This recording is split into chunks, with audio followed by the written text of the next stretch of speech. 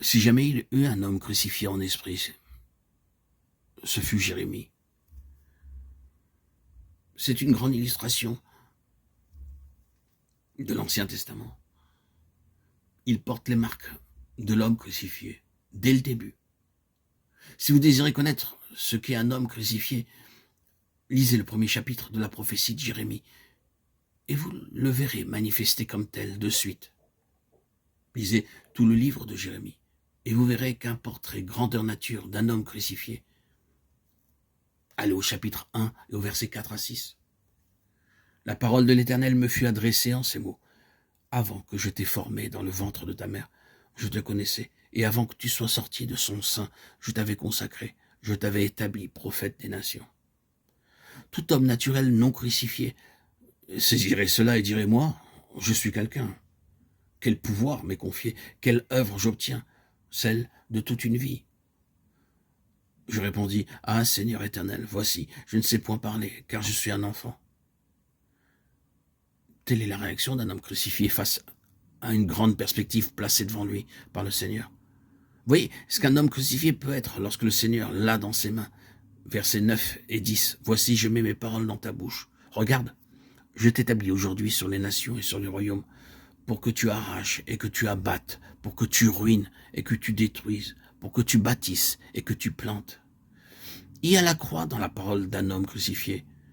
Mes paroles dans ta bouche, détruisant, ruinant, arrachant, abattant. C'est la puissance de la croix. Le Seigneur fait cela à l'égard de nous-mêmes. La croix fait de grands ravages dans notre chair. Elle nous amène à une fin.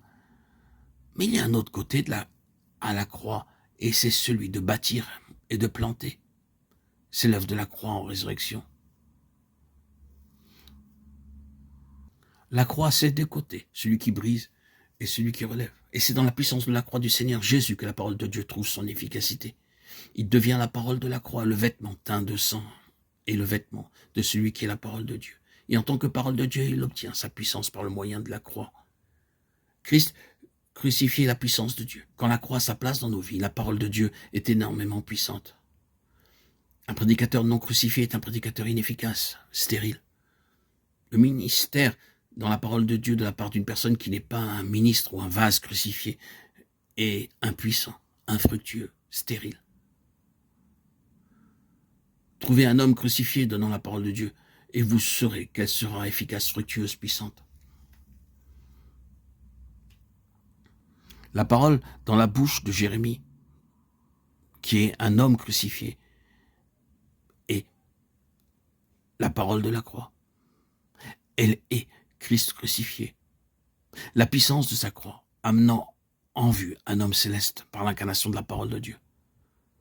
La croix se débarrasse de cet autre homme qui paraît tellement important et qui doit se résumer dans l'antichrist, le surhomme qui s'assiera dans le temple même de Dieu, disant qu'il est Dieu, un personnage important de cette ancienne création maudite, tellement enflée d'orgueil qu'il s'arroge la place même de Dieu. La croix le chasse et amène en vue l'homme de Dieu qui est plus grand que lui.